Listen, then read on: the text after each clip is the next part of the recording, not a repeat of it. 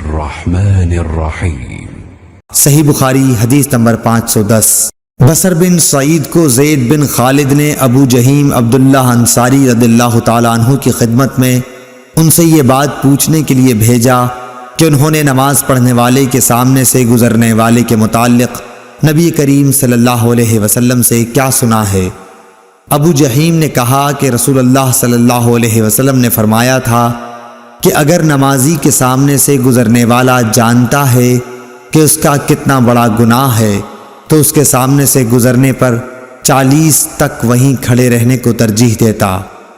ابو نضر نے کہا کہ مجھے یاد نہیں کہ بصر بن سعید نے 40 دن کہا یا مہینہ یا سال۔